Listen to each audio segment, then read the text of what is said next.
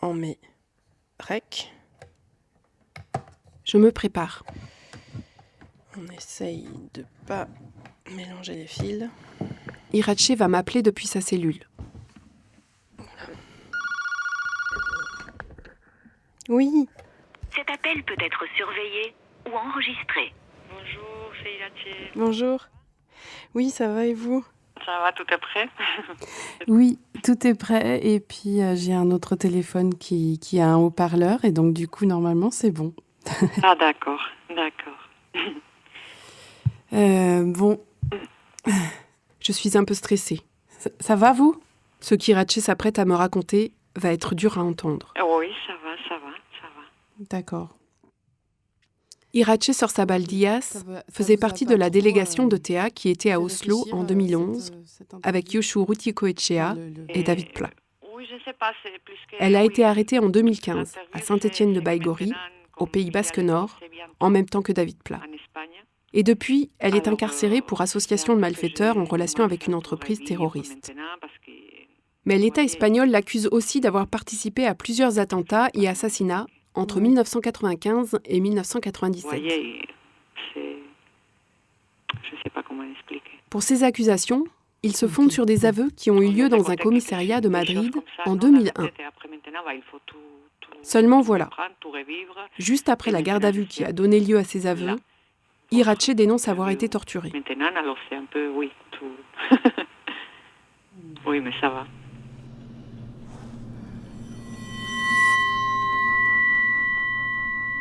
Comment finir une guerre ? Gerla bat nola bukatu. Une histoire de la fin du conflit armé au Pays Basque. Euskal Herriko gatazka armatuaren bukaeraren istorio bat.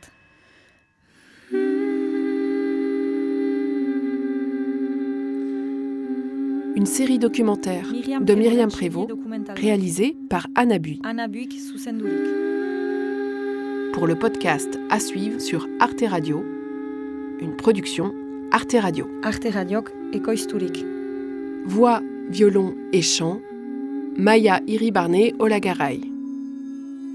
Et avec la participation musicale du groupe Abia.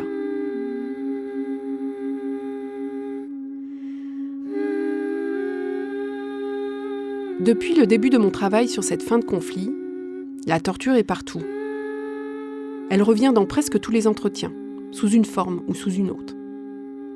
La torture est partout, mais je l'entends jamais vraiment. Je voulais l'entendre et la faire entendre, pour que ça se sache, et parce que dire la violence, ça fait partie d'un processus de paix.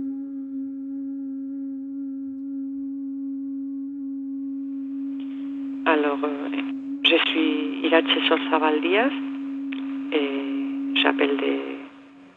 Attendez, je répète. Bosgarren kapitulua. Épisode 5. Irache Sorsabal Díaz. Je suis Irache Sorsabal Díaz et j'appelle de la prison de Réau. C'est une région parisienne, à 1000 km du Pays Basque.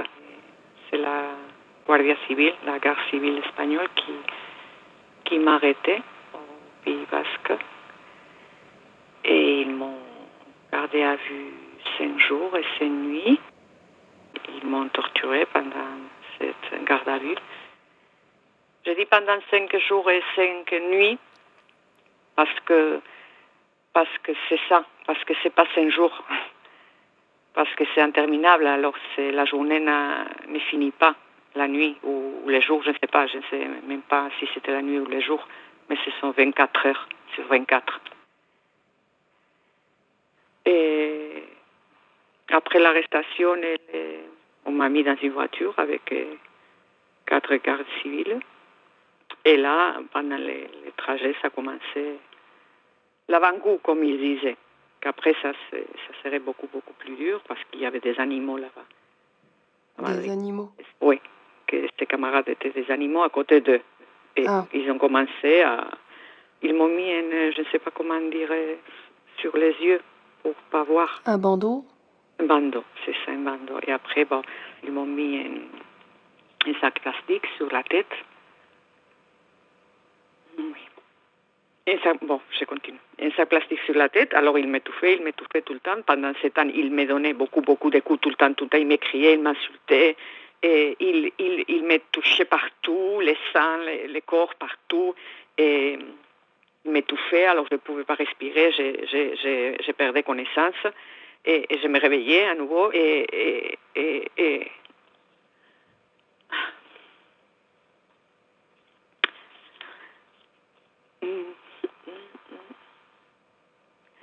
Mettrait un peu de temps. Après, ils ont sorti un appareil qui donnait de l'électricité, ça m'a brûlé, et ils m'ont commencé des électrodes, à m'appliquer ça sur les côtés de mon corps. Alors c'était tout à la fois. Il me touchait, il me mettait les électrodes, tout à la fois, tout le temps, tout à la fois. Je m'évanouissais, après je me réveillais, mais je ne me rendais pas compte que je m'évanouissais. Je me rendais compte quand je me réveillais tout à coup, et je voyais que je m'avais uriné et tout dessus, et c'était tout le temps comme ça, tous les voyages comme ça. Et à un moment donné, ils se sont arrêtés parce que les sacs plastiques, quand ça vous étouffe, il y a un moment que ça se colle à la peau et avec les dents, je pouvais les casser. Le déchirer avec les dents? Oui. Et alors, ils mettaient un autre, et à un moment donné, ils se sont arrêtés. Ils ont dit que c'était une station-service, je ne sais pas. Ils sont arrêtés. Alors, pendant quelques minutes, j'ai eu un repos là, ou un répit. Et ils sont venus, ils ont dit qu'ils avaient acheté des sacs plastiques. Et alors, à partir de là, ils me mettaient 3, 4 à la fois. Alors, je ne pouvais pas déchirer, je ne pouvais pas avoir de l'air. Et après, à un moment donné, ils se sont arrêtés aussi. Ils m'ont mis un pistolet sur les mains. Ils m'ont crié que cours, et on va te tuer. Comme ça, on va dire que tu as essayé de t'enfuir et on va te tuer. Et là, ils m'ont sorti de la voiture comme ça, et moi, je restais là, et j'ai tremblé. Et après, ils m'ont mis dans la voiture, et on a continué le voyage. Et tout ça comme ça, sans s'arrêter jusqu'à Madrid.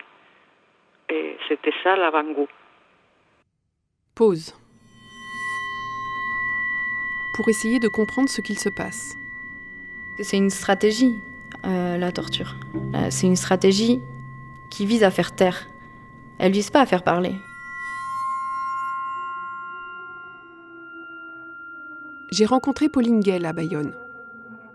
Elle finit sa thèse en droit public sur la torture au Pays Basque. Ce qu'elle étudie plus précisément, c'est l'impunité des tortionnaires. Elle vise pas à faire parler, elle vise à faire taire. Pourquoi ? Parce que on dit souvent, et d'ailleurs ça a été beaucoup utilisé pour expliquer le système tortionnaire en Algérie par exemple, que les bourreaux cherchaient à faire parler les victimes, à avoir des renseignements. C'est faux. On ne cherche pas des renseignements. De toute façon, les renseignements qui sont donnés dans la plupart des cas sont faux. Par contre, ce qu'on essaye de faire, c'est de terroriser, en fait. Transmettre la peur, une peur qui va s'étendre de cette personne jusqu'au collectif de personnes auxquelles elle appartient, en fait. Ce système-là, il est mis en place par l'État pour des raisons particulières. Il est souvent mis en place dans des dictatures et il est aussi mis en place pour humilier l'adversaire. Donc on déshumanise la personne torturée pour justement encore plus la dénigrer, l'humilier, etc. Et finalement, pour quand on la libère ou autre, qu'elle n'agisse plus en fait, qu'elle soit plus un être humain classique, actif, quoi. Tout le temps, j'étais avec les yeux bandés, alors tout ça, c'est ce que j'ai senti, j'ai vécu, j'ai entendu. Là, quand on est arrivé, c'était la bienvenue, ils ont dit. Alors, j'ai reçu des coups, mais tout à coup, très, très violents, partout, pendant, je ne sais pas, 20 secondes. Et là, j'ai vu quelques pieds et tout ça, parce que le bandeau a bougé, alors je ne sais pas, je calcule qu'il y avait 6, 8 personnes, je ne sais pas. Et voilà. Et après, directement, ils m'ont arraché tous les vêtements.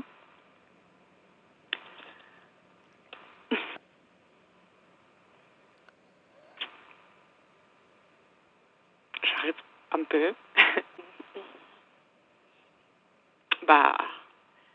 Après, aïe.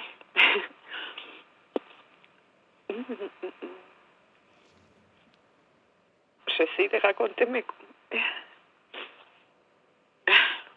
Bon, c'est ça, je continue. Ils étaient autour de moi, alors ils m'arrachaient tous les vêtements, alors j'étais toute nue. Et ils ont commencé à me toucher partout. Ils m'ont jeté par terre. Et ils m'ont obligé à me mettre à quatre pattes. Ils ont pris, je ne sais pas qu'est-ce que c'était. C'était une espèce de bâton. Je ne sais pas.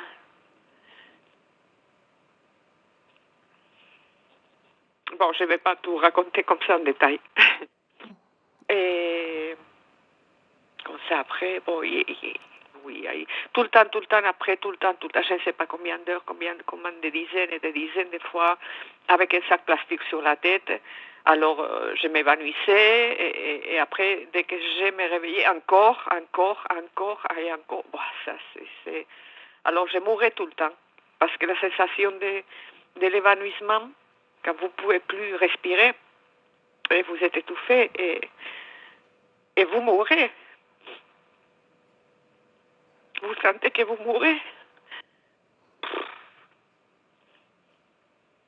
Et après, ils m'ont mis aussi, ils m'ont enroulé dans une sorte de couverture.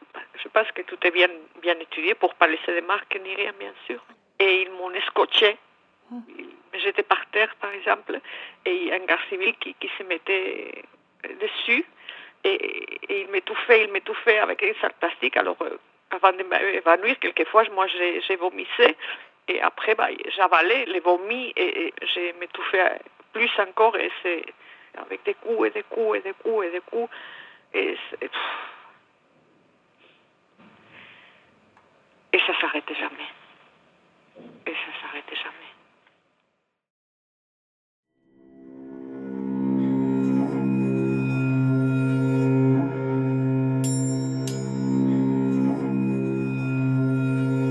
Les chiffres officiels font état de plus de 4000 cas de torture au Pays Basque entre 1960 et 2014. Comment cela a-t-il été possible ? Comment la torture a-t-elle pu se perpétuer au-delà de la dictature de Franco, alors que l'Espagne devenait un État de droit ? Alors, il y a deux choses. Pauline Guel. D'une part, on a le silence des victimes, qui peut être expliqué par différentes choses. Donc on a la peur des représailles, on a le stress post-traumatique, on a aussi le désir d'oublier ce qui s'est passé. Donc on a plein de victimes qui témoignent 20 ans plus tard. Donc c'est dur d'avoir des chiffres assez probants en fait quand on étudie les victimes de torture et les dénonciations de torture. Là on parle de 4000 cas, mais pourquoi est-ce que ça serait pas 2 fois plus ? On ne sait pas. On ne peut pas savoir, on ne peut pas forcer les victimes à parler. Surtout quand on a un système qui ne les écoute pas. Et ça, c'est l'autre penchant du silence qui est intéressant à mon avis, c'est que le silence, c'est pas qu'un silence des victimes, c'est aussi le silence des bourreaux et des autorités. Parce que quand on parle de torture, on parle de violences qui sont commises par des fonctionnaires, donc par une autorité. Et ici, ce qu'on voit au Pays Basque, c'est qu'on a un silence des autorités qui va nier dans un premier temps la torture. Dans les premières années de la transition espagnole, par exemple, des ministres qui vont dire non, la torture, on fait plus ça maintenant, c'est fini. On n'est plus un État franquiste, on n'est plus une dictature, on ne torture plus. Et ensuite, on va la justifier dans le cadre de la lutte contre le terrorisme. En fait, on va mettre en place un système de détention spécifique, donc qui s'appelle l'incomunication, qui est la détention en secret, en fait, où pendant plus de 8 jours, on peut ne pas avoir de contact avec ni sa famille, ni l'avocat de son choix, ni le médecin de son choix. Donc en fait, on est dans un vase clos pendant des jours. Votre famille ne sait même pas où vous êtes, qui vous a détenu. Et c'est à ce moment-là, et c'est prouvé par de nombreux chercheurs, qu'on va torturer.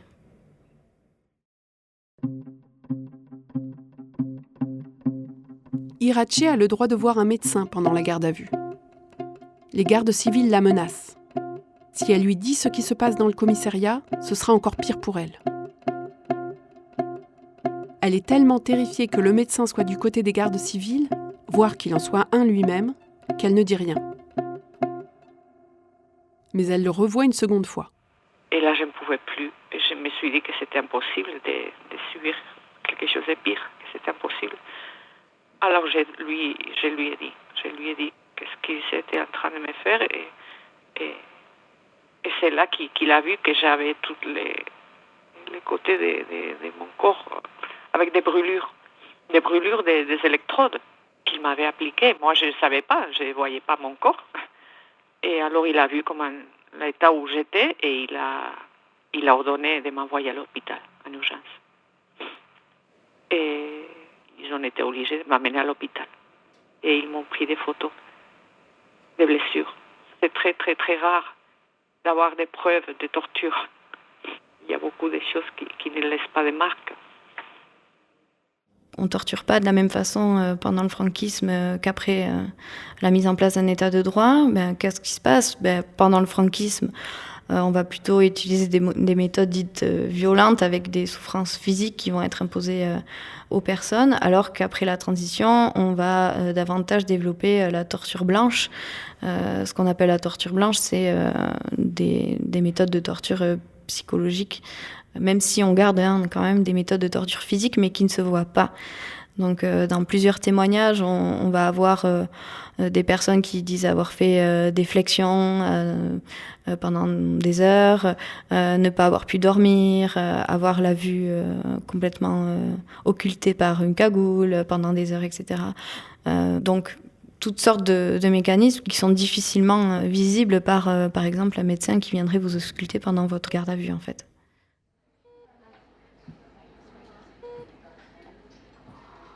Iratxe est gardée quelques heures à l'hôpital. Puis, elle est ramenée au commissariat. Les gardes civils lui font apprendre par cœur la déclaration de ses aveux. Celle-là même qui fait qu'aujourd'hui, elle risque de finir ses jours en prison. Ils m'ont enlevé les bandeaux et ils m'ont fait rentrer dans une salle où ils m'ont dit « Tu me regardes moi ». Et c'était les chefs des gardes civils qui me torturaient. Et ils me disaient « Tout ce qu'on a répété, tu le répètes là. Et je te fais les mêmes questions, tu fais les réponses qu'on a prises par cœur. Tu me regardes que moi, tu ne regardes plus personne. Et si tu fais ça, tout va bien se passer, on arrête. » Alors je suis rentrée. Et il y avait quelqu'un, je ne sais pas, je n'osais même pas regarder, peut-être que c'était l'avocat d'office, et je regardais que c'est lui qui me faisait les questions, et moi je lui répondais ce qu'on avait appris par cœur. À la fin de la garde à vue, Iratxe passe devant le juge. Elle lui dit aussitôt ce qui s'est passé, et que la déclaration qu'elle a faite est fausse. Elle porte plainte pour torture, et le juge l'envoie en prison. Et c'est après que j'ai pu voir un avocat de confiance. Et c'est ça un peu l'histoire. Ouais. Bon, déjà, merci d'être allé jusque-là. Oui. Moi, ça va, mais c'est pas facile. Et après, c'est difficile de raconter en plus parce que je pense que personne qui n'a vécu ça peut comprendre. C'est impossible. Et heureusement, parce que on ne peut pas l'expliquer. On peut le raconter, mais on ne peut pas l'expliquer. Après, je ne suis pas la seule. Il y a des milliers de Basques qui ont été torturés. Alors, tu partages avec d'autres qui ont subi la même chose. Et après, tu sais qu'il y a beaucoup de soutien au Pays Basque. Ça aide aussi, bien sûr, parce que tu n'es pas seul. C'est l'arme de l'État, une des armes de l'État espagnol contre l'indépendantiste basque. Et ça m'est arrivé, mais comme ça arrive, ça arrivait à des milliers de personnes. Alors, et après, on vit avec ça.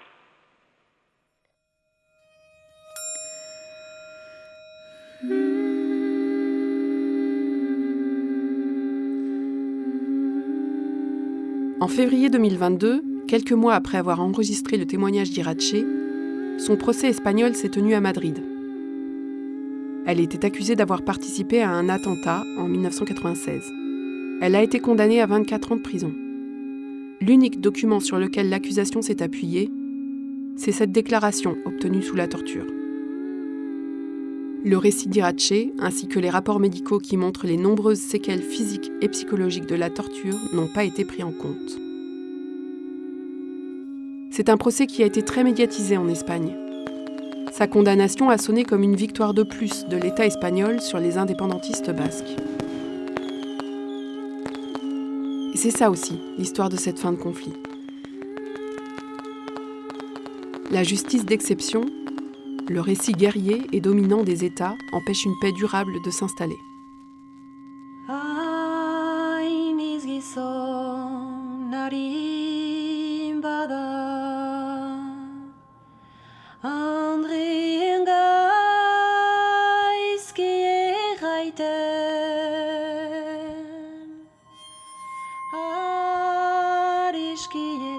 On pourrait se dire que c'est la fin de cet épisode. Mais j'ai encore quelque chose à vous raconter. Quelque chose qui me semble crucial pour comprendre ce qui s'est passé pour Irache. Pour cela, il faut repartir en arrière, quelques années avant 2001, avant la torture. On est en 1997, 4 ans avant la torture qu'elle vient de nous raconter. Irache a 25 ans et elle est institutrice au Pays Basque Sud, militante indépendantiste, quand elle se rend compte qu'elle est suivie. Elle pense rapidement que ce sont des policiers, parce qu'elle sait que ça arrive souvent à des militants et militantes comme elle. Puis, elle reçoit des appels, chez elle. Des appels anonymes, avec des menaces de mort, de viol. Et puis c'est sa mère qui se met à recevoir les mêmes types d'appels. Elles vont porter plainte, mais ça ne s'arrête pas. Il y a eu un moment que je ne pouvais plus, et là, je me suis enfuie. Parce que n'importe qui est indépendantiste ou militant indépendantiste, peut être arrêté et torturé. Alors j'ai eu peur, et je me suis enfuie à l'époque. Et j'étais arrêtée à l'époque, c'était des militants DTA, en Bretagne. Et là, j'ai eu un procès, et on m'a condamnée à 3 ans de prison, avec un an de sursis. Et donc pourquoi? Pour association de malfaiteurs? Oui, c'est ça. Irache fait ses 2 ans de prison en France et on arrive en 1999. Elle va être remise à l'Espagne. Mais à l'époque, beaucoup de gens de TA arrêtés en France sont torturés quand ils sont remis à l'État espagnol. La technique pour ne pas atterrir en garde à vue directement, et donc éviter de tomber entre les mains des tortionnaires, c'est de passer par la case hôpital. Et c'est pour ça que j'ai fait la grève de la faim, comme d'autres qui ont fait la grève de la faim, pour pas subir des tortures, pour aller à la limite, pour être hospitalisé, pour pas être torturé. Et là, alors, j'étais juste libérée à la frontière. Ils m'ont pas arrêtée, ils m'ont pas torturée. Alors il y avait une ambulance et ils m'ont amenée à l'hôpital. Et parce que j'étais 38 kilos, j'étais très très très affaiblie, à la limite. Et là, 1 année plus tard, c'est là qu'ils m'ont arrêté. C'est là qu'ils m'ont dit, c'est ce que je me rappelle très bien, on t'a laissé te rétablir après la grève de la faim. Fille de pute, salope, et maintenant tu vas voir.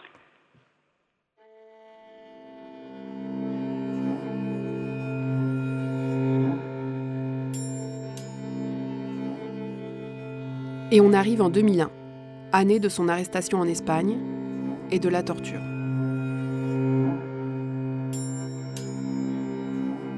L'histoire d'Irache me donne le vertige. Le système tortionnaire n'a pas seulement détruit des êtres humains parce qu'ils étaient basques, il les a produits, ces êtres humains à torturer, avant même qu'ils se retrouvent entre ces murs. Ce même système produit aussi les tortionnaires. Des hommes, et des femmes parfois, à qui on a appris à se débarrasser de l'humanité en eux pour pouvoir torturer sans état d'âme. Et ce « on », c'est le pouvoir en place. Ici, un état de droit. C'est lui qui a ouvert les portes des commissariats et des casernes dans lesquelles ont eu lieu les tortures. C'est lui qui a formé les tortionnaires et permis à la torture de se perpétuer pendant des dizaines et des dizaines d'années sans que rien ne vienne l'arrêter. C'est donc l'État qui est responsable.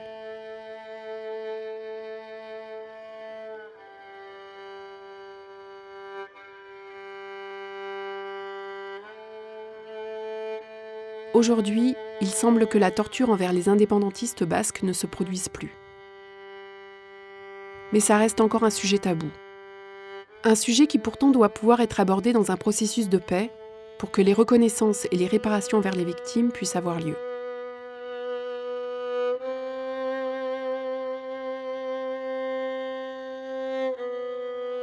Segida, Arte Radion. À suivre sur Arte Radio.